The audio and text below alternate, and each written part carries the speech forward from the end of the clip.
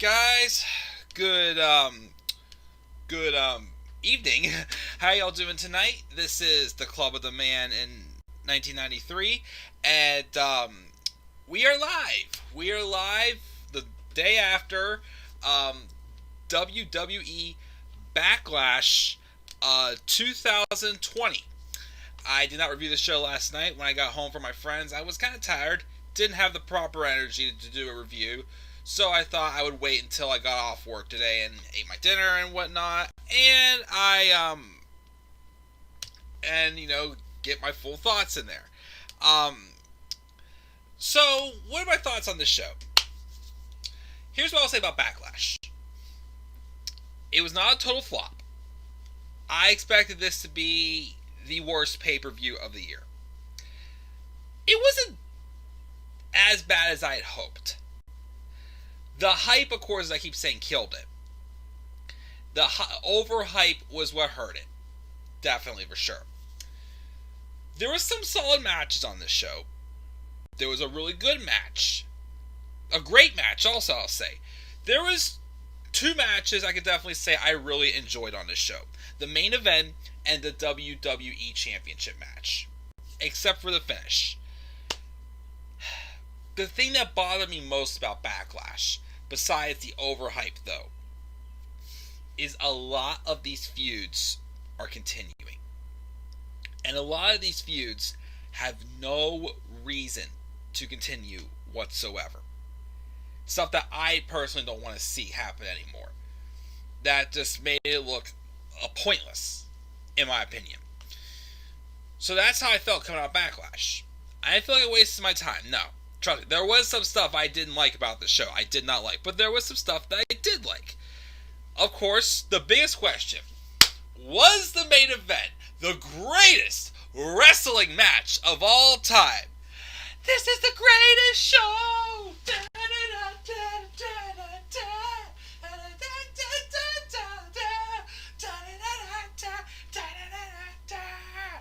This is the greatest show! Yeah, I can see Vince is walking up and down his hallway on yesterday morning, just strutting around, just jamming to that song, for crying out loud. Oh boy, but we'll get into it because we have about 45 minutes before Raw comes on here, so I want to get this in before Raw. So check the live chat real quick, see what we got here. Everybody saying hello. Best match is Edge and Orton. Tyler did his review. I know I haven't been here in a while. Been working, no worries. I have to admit that final match was pretty decent. We'll talk about that, of course. Sheamus and Hardy could have been better too. The other matches sucked. Watch Sasha and Bayley lose the titles next pay-per-view. I was going to do a review, but I'm not really into WWE anymore. I just watched for a few people. I know that. Vince is teasing the breakup between Miz and Morrison. Hey, hey, ho, ho. We'll talk about that, of course. And also, my newest title for Braun Strowman. Watch me Drew versus Orton at SummerSlam. Maybe sooner than that. I'll get to that. It was better than Backlash 2017-2018. Definitely 2018 for sure. Probably not the same level as Backlash 2017, but definitely better than 2018 sucked. Raw Tag Team Division was complete. Oh, we'll talk about that. The tag titles aren't worthy. The Bobby and Drew match was pretty good as well. We'll get into that. But, yeah. So let's roll into this. So, including the pre-show, because originally when I did these predictions, there wasn't a pre-show match announced. Well, this match was announced, but it got moved to the pre-show. So sadly, I was eating Olive Garden whenever the pre-show happened, so I didn't get to see the match. But the pre-show match was the United States Championship match between Apollo Crews and Andrade Cien Almas. And again, I didn't watch it, so I can't really grade it. So Apollo retains. Of course, though, as I said this past week in my predictions, Paul Heyman, again, was let go as the executive producer of Monday Night Raw. Because, of course, they were blaming him for, Raw's ratings being dropped.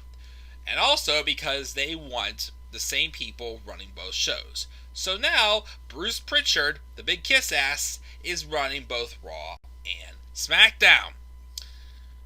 Which again worries me. Because again, Apollo Crews is only getting this push because Paul Heyman actually see something in Apollo Crews. So that's why Apollo Crews is actually getting a push. He's a work in progress, as I keep saying. He still has his things to tweak up, of course. I'm seeing some light for him, though. And, of course, we're starting off slow by giving him the mid-card title of the United States Championship, which I'm totally fine with. Where we go from here, though, again, I'm concerned. Because Bruce Pritchard now is the executive producer of both Raw and SmackDown. I just hope that Apollo Crews does not suffer, for sure. Because I've always liked Apollo Crews. Yes, his booking on the main roster has been absolute garbage, but I definitely see a ton of potential in him for sure. Again, this man should have been an NXT champion. He should have had a run with the NXT title in NXT before coming to the main roster. Booked right, he could be a world champion. Even Andrade, I think, could be a world champion. Apollo Crews, though, definitely could as well. He has to season out still. Of course, like I said, you get MVP, Lashley, Cedric Alexander, Crews, Ricochet, all involved in a stable. That'd be pretty darn good. But, again, I didn't see this match, but all I know is that Apollo won, and I'm glad. So, that was the pre-show match. So the match opened up. It opened up with the women's tag titles. The triple threat match with the Boston Hug Connection, Sasha Banks and Bayley, taking on the team of Alexa Bliss and Nikki Cross. Then taking on the Iconics. Match was average. I didn't really care much for it.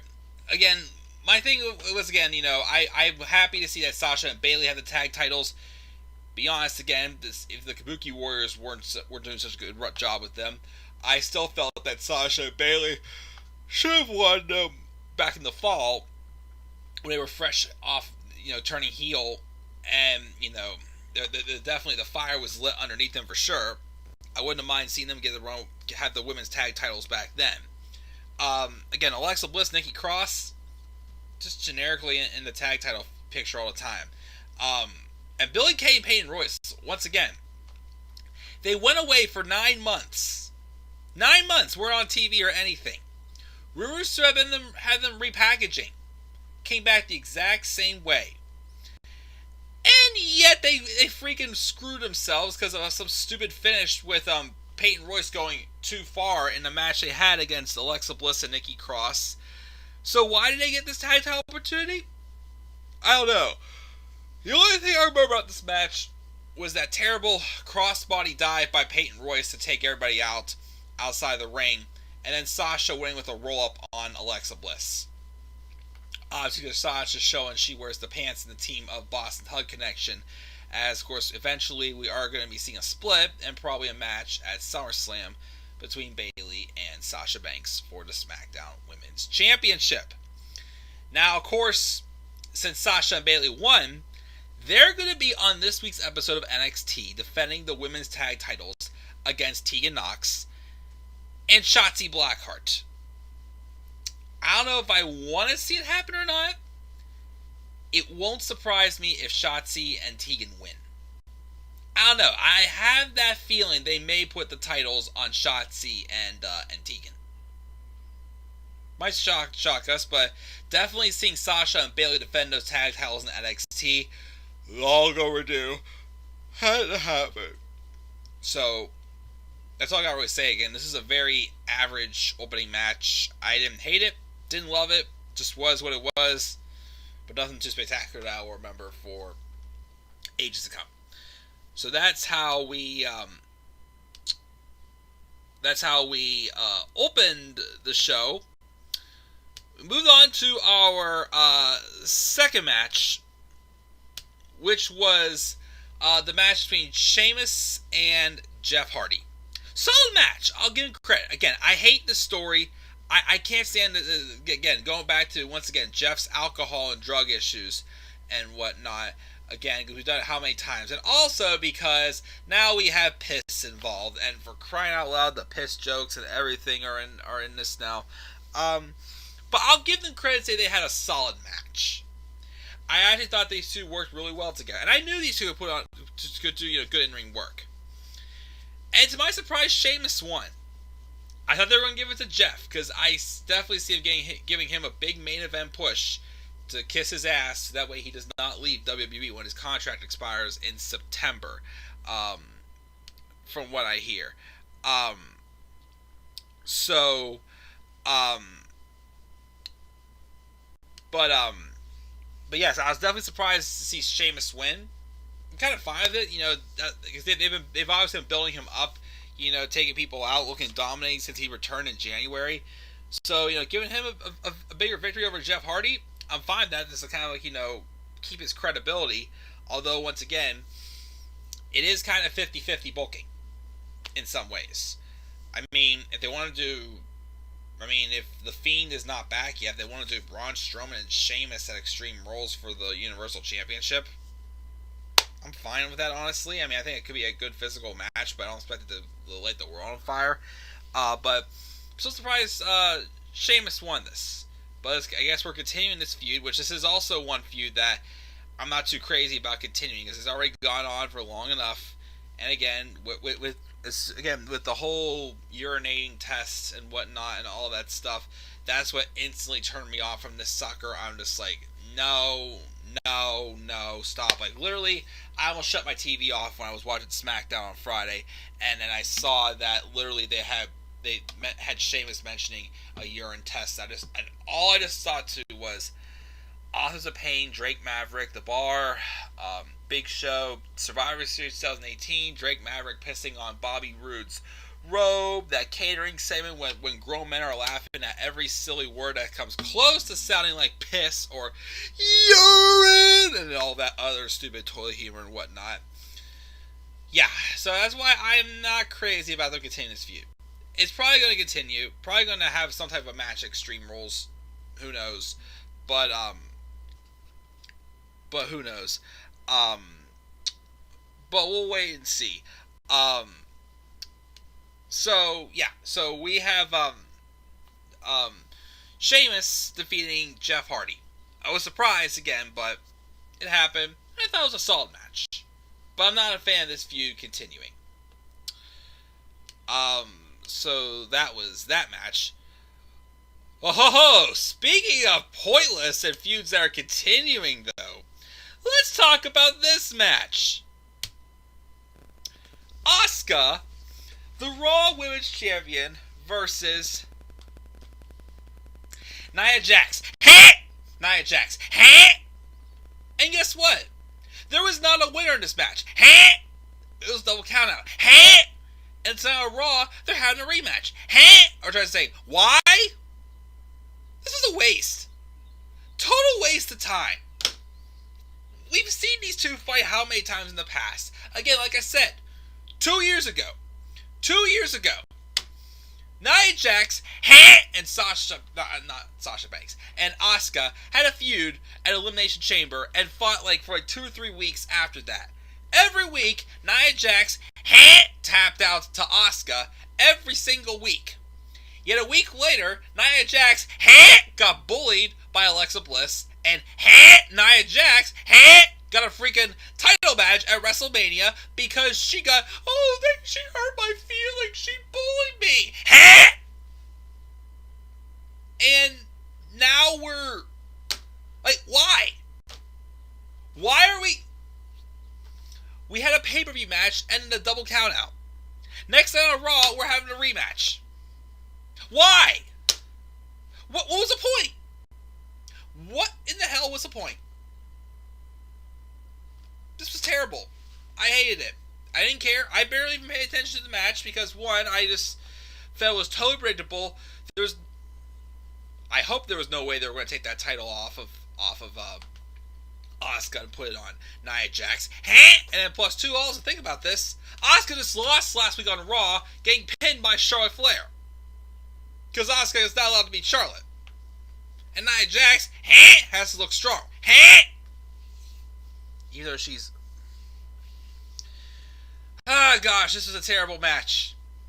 This was not my least favorite match of the show. This is my second least favorite match. We'll get to the least favorite match shortly. But first, let's check the live chat, see what we got here first, before we move on. Let me see what we got here. Lauren was surprised that Bobby and Drew was good. I'm actually not quite surprised. I knew it was going to be good.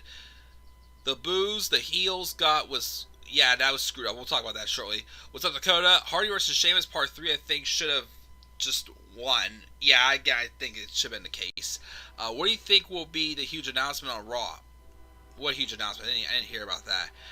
Survivor Series 2018 still sucked. It's still the worst pay-per-view of 2018.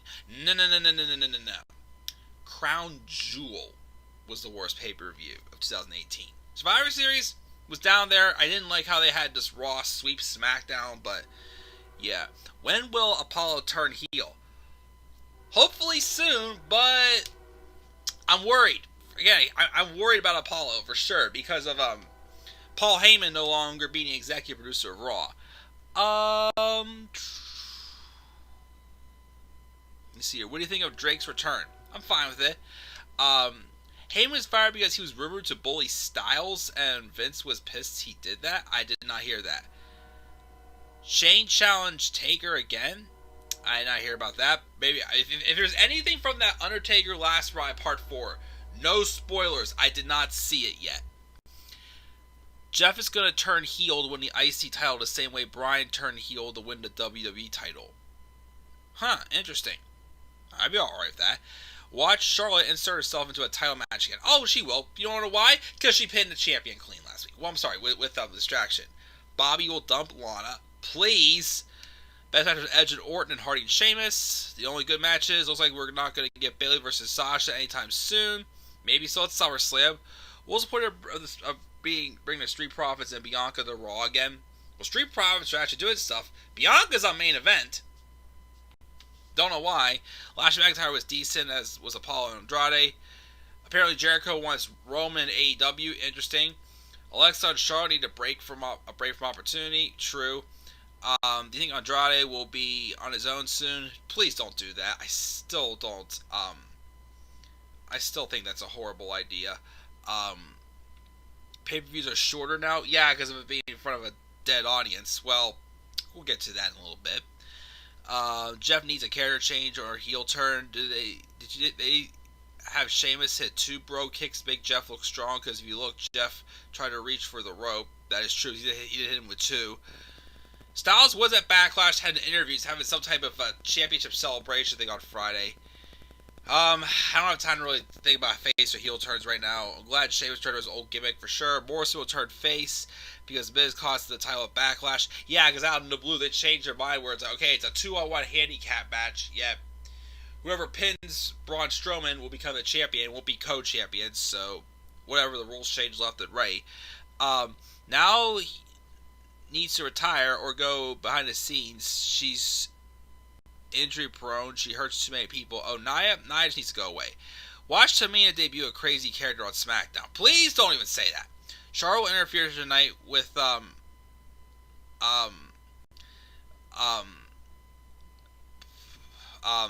Tamina.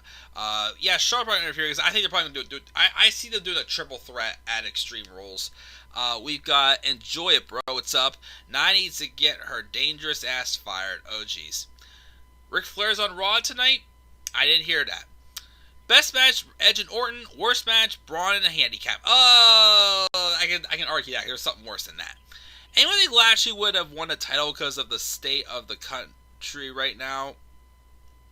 I do not know. I don't want to really get into politics right now, though, unfortunately. But I would have been fine with Lashley winning it. Well, I still thought it was too soon to take the title off of Drew, though. But we'll get to that match shortly. I hate to say it, but Backlash was the best pay-per-view this year. Kind of disagree with that. Will Christian show up tonight? Why would he show up tonight? It's weird. Vince needs to retire? He won't. Did Vince come up with the piss jokes? Probably. I heard Vince sees big money in Morrison as a top babyface, so I hope he does. For crying out loud. Crown Jewel is not a pay-per-view. Survivor Series is my worst pay-per-view of the year. That's your pick.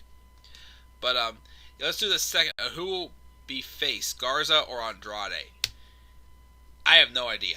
But let's continue on, because again, we have about a half hour before Raw, and I want to get this done before Raw, and I got a lot I want to say about that main event for sure. Most of these last several matches I do. But let's move on to match number 5.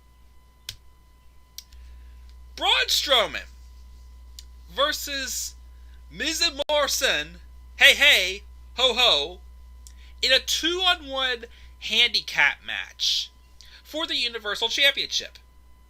But earlier, they said that it's not going to be Miz and Morrison winning and then being co-Universal Champions. It's whoever pins Braun Strowman is going to be the Universal Champion solely. I didn't care about this match also. This was obviously a complete throwaway match. Throwaway because I'm pretty sure they were supposed to do Braun Strowman versus The Fiend Bray Wyatt, but Bray Wyatt couldn't. Bray Wyatt I think has gone away for a little bit because of JoJo having a baby. So Bray Wyatt now is a daddy. The Fiend is a daddy. So I think that's why they kind of did this whole throwaway thing. And again, this whole feud just was not cool. It was just a waste. It was random. Braun Strowman beat both The Miz and Morrison like back-to-back weeks. Well, he pinned John Morrison. Then the following week, he pinned The Miz. Then right afterwards, oh, you can't beat us 2-on-1. We challenge you to a handicap match. It was just dumb. And then the pranks is like, we're going to make Braun Strowman's life a living hell. Yeah, was it the best he got? Was really shaking up a protein shake, trying to dump slime on him, and even, smashing Braun's car window was good, was a good idea, but really, was that the best he got? It made Miz and Morrison look like idiots.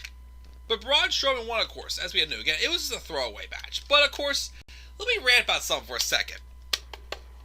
Let me rant about something, because Mr. Strowman himself kind of has a little bit of a new focus right now.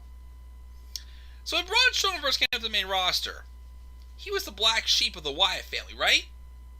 When he first split, he was the Mountain of a Man. Then he became the Monster among men, which was awesome, until he teamed with a 10-year-old kid. He became the freaking babysitter among men, became very irrelevant, became the crybaby among men, in my opinion. Now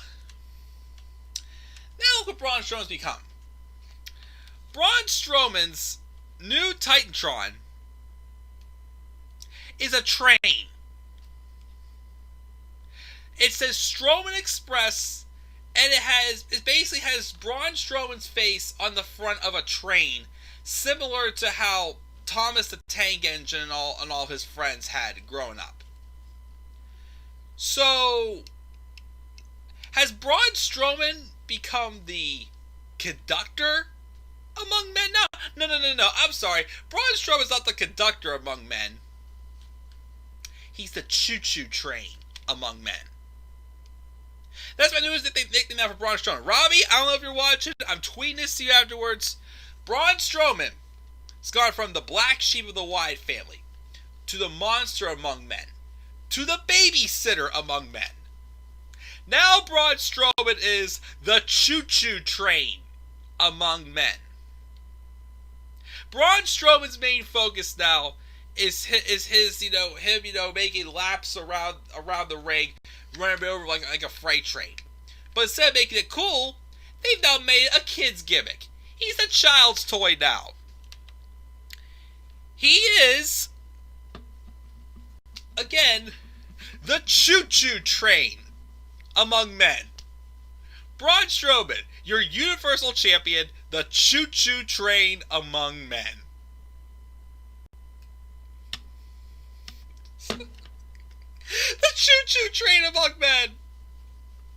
It's ridiculous. But I'm sorry, that's what they portray him as.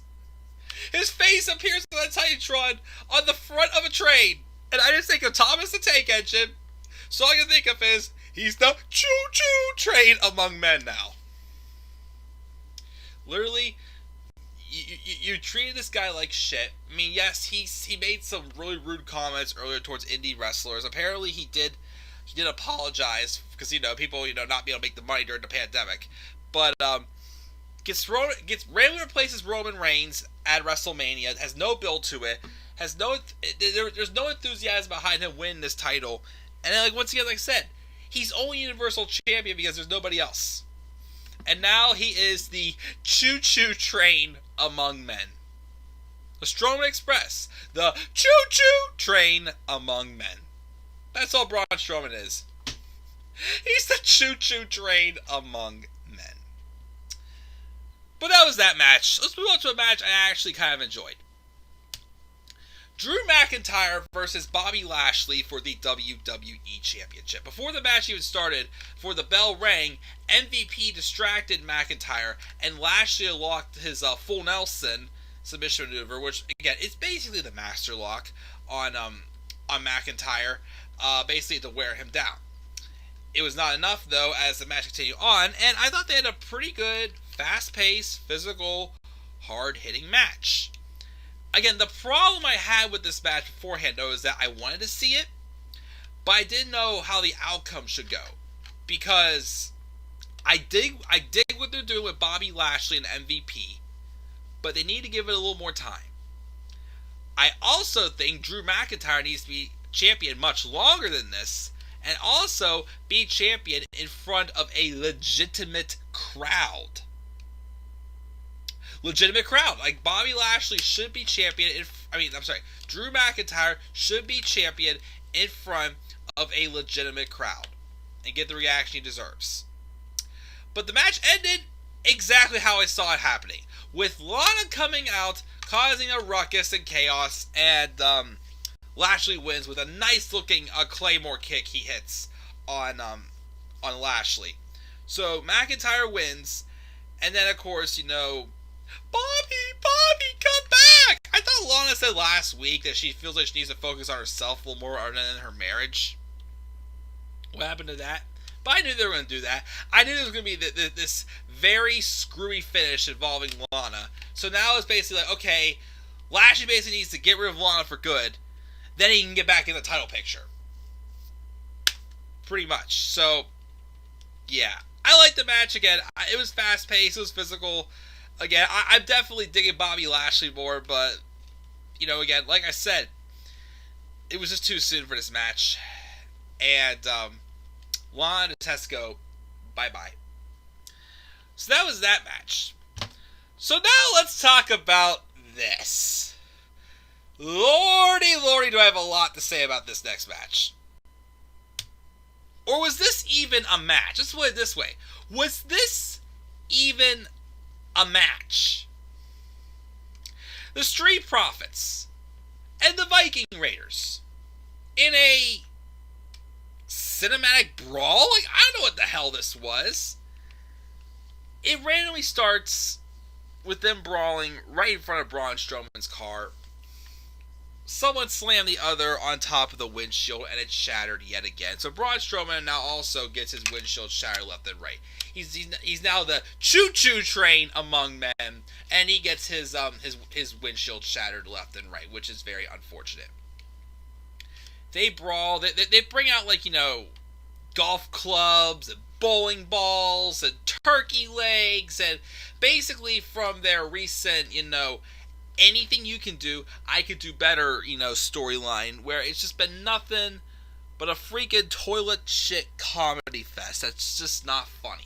They're having flashbacks, and again, the reason why I say this is not funny, because the Viking Raiders don't do comedy. Viking Raiders and comedy don't work. The Street Profits, I think, can pull it off. The Viking Raiders, they cannot. It just, they brawl through the hall, then one moment they're on the same page, next moment they're not. Ivar gets an imagination of him, the way he threw that one bowling ball where he got dragged down the alley, and basically he did the same thing when he had the ball go right into Montez Ford's nuts. Then they have this random thing with Akira Tozawa appearing with a bunch of random ninjas that they take out until they have some big, 8-foot tall samurai or something like that. Then they ran onto the top of the truck like a bunch of chickens. And then they start brawling on the truck again for no reason. They fall into a dumpster. And then they're trying to escape the dumpster because some fake-ass toy snake starts going after them. Cut. Referee just peeked in saying, "Hey, to start. Oh, by the way, Ivar, you're cute. You? Not so much.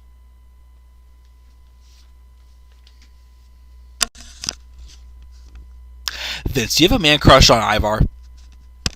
Why is these segments the same exact thing and nothing but terrible comedy?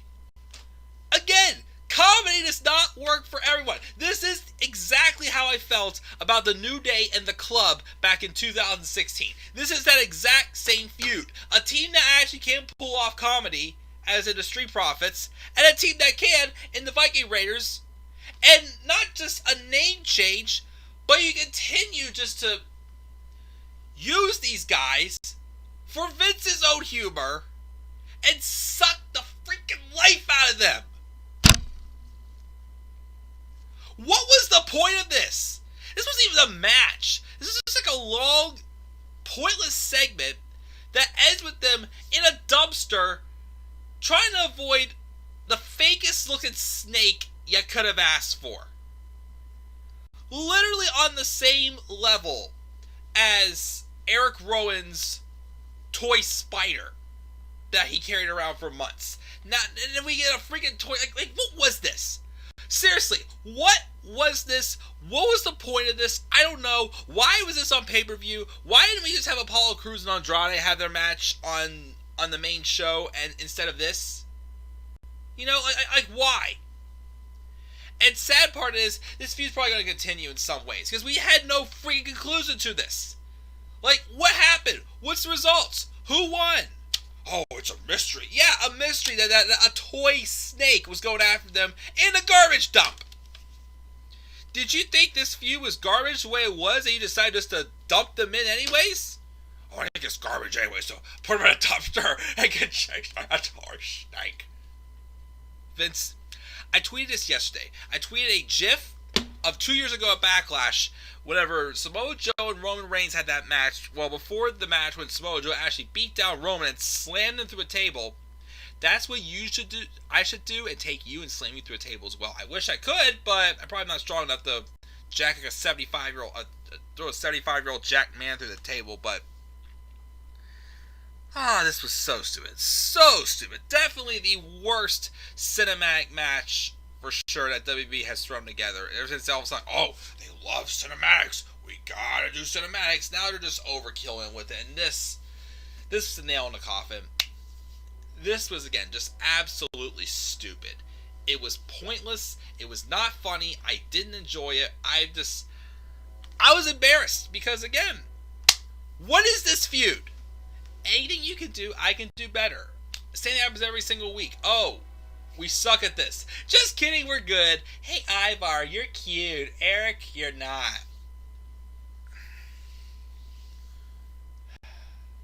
And I'm pretty sure we're getting something else involved in them tonight. Just something. Something involved in them tonight. Lord have mercy, please do not. But that's my rant on that. Alright, guys. Ladies and gentlemen, this is the moment you've been waiting for.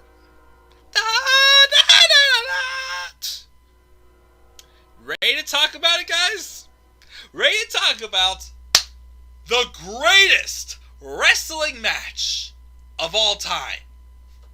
So they say. The main event, Edge versus Randy Orton in a straight singles match. Now, before I do this, let me check Twitter really quick, because I did a poll yesterday. And, of course, I was right with what they did with this. Let me see here. Let me check the poll. Let me see what we got here. Scrolling through. Where is the Twitter? Okay, 7 votes. Like I said, yesterday I proposed a question. If this was in front of an organic audience, would Vince have the balls to hype this up as the greatest wrestling match of all time?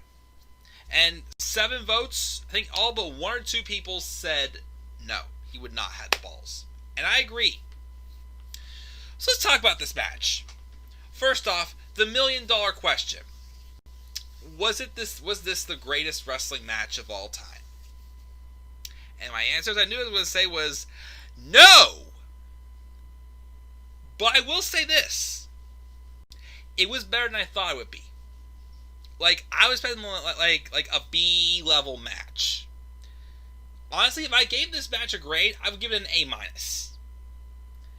Here's the thing that bothered me most about this match: the fake piped crowd. Oh dear Lord, that pissed me off. That pissed me off because, once again, that's just Vince playing politics with us, acting like, the crowd was like going nuts for this when it was not. It was not. And, there's times, they booed, they gave Randy Orton a nuclear boo when he stomped on Edge's foot. Okay, he stomped on his foot. So what? I've stomped on everyone's foot. How's that nuclear heat? It's not like Edge has a terrible foot problem or something like that. Like, that's not nuclear heat. What I did like, though, they had Howard Finkel's voice introduce Edge and Randy Orton. I like how they did that. This match definitely went on pretty long, but I was never bored. Again, I was pissed at the fake crowd reactions, but I wasn't bored. I thought these two were physical. They were brutal. They put on, it was a very fast-paced match. They showed up for work. They definitely tried. They definitely tried all they could to make this the best thing ever. And I still think they put on a pretty awesome match. Of course, they even brought some nostalgia into this. They did Flair's knife-edge chops. Orton did the pedigree. Edge did a rock bottom, which I thought was nice. What else happened here? There were 2 RKOs that Edge kicked out of. Orton kicked out of 2 spears. Well, he was speared once, and Edge speared him a second time. He kicked out of the second one, which I wasn't a big fan of, having Edge to spear Orton twice to put him away. I wasn't quite a fan of that. They could have had Orton kick out 2 separate spears, I thought. Of course, there was a part in the match where they actually bladed Orton, and Orton busted open. That was a nice touch. This did go outside the ring and brawl. Orton did attack the neck of Edge quite a bit. And of course, as the match goes on, towards the end of the match, the referee couldn't quite see Orton fully. So while Edge had his submission maneuver, and I forgot what he calls it, Orton knees Edge low. And that sets up Edge to get down low. And Orton, for the first time in years, I would say the last time I think he used this move, don't quote me, but I think the last time he used this move was in 2013 when he had that, I don't know how I remember this, but when he had that match at Survivor Series 2013 with the Big Show. I think this is the last time he did this. He did the punt. He punted Edge's head off. And that's what gave him the victory. So Orton wins this match. And of course afterwards, what does this mean for Edge? This and that. Well, first off, unfortunately, Edge may be gone for a while. Not because, he's a part-timer and he's kayfabing the storyline-wise, but Edge, this match was edited out partially because Edge got hurt. Edge apparently at some point in this match tore his tricep. It's very similar injury to what Dean Ambrose had whenever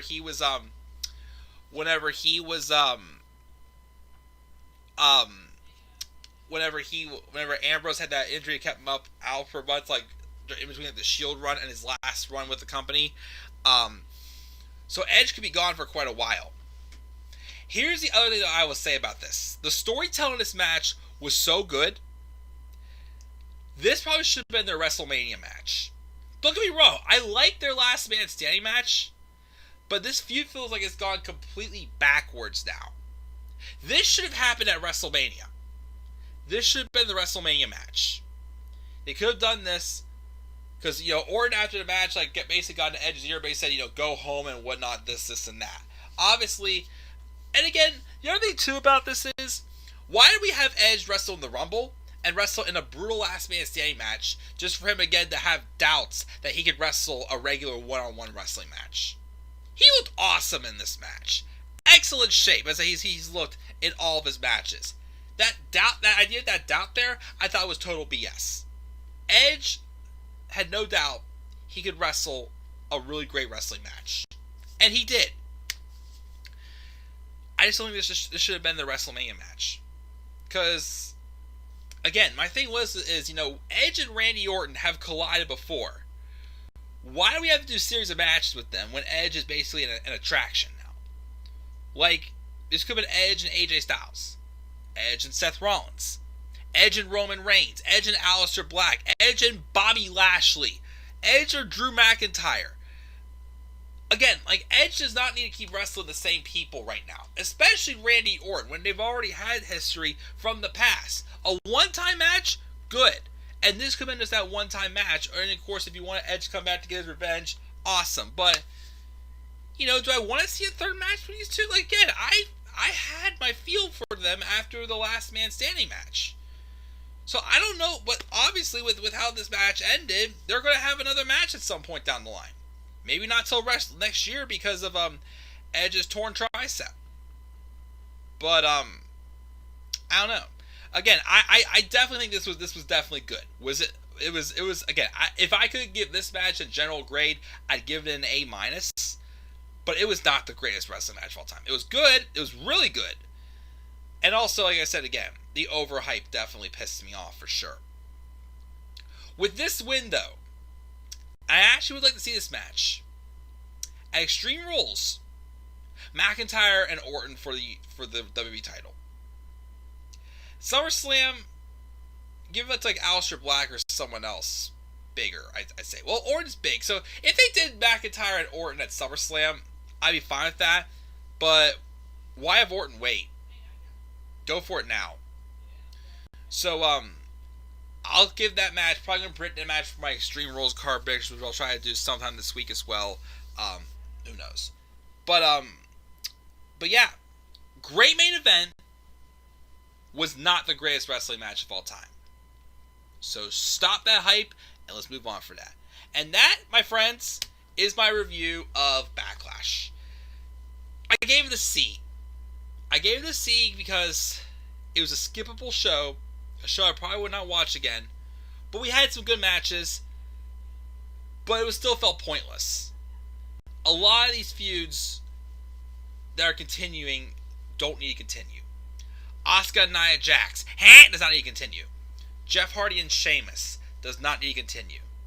And quite frankly, Randy Orton and Edge never had to continue either. They could have given something else for Edge to do. But like I said, this match we got in this show, I felt should have been the match we got at WrestleMania because of how great the storytelling was. So yeah, I gave Backlash a C. Check the live chat before I go off the air and go watch Raw. Where were we at? Right here. I